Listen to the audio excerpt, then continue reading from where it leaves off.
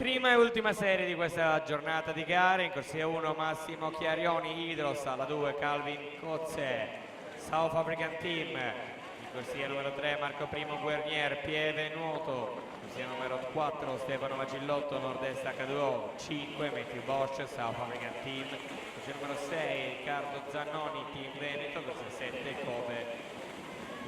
Dern, South African Team, in corsia 8 Gabi Scantamburlo, Nord-Est H2O.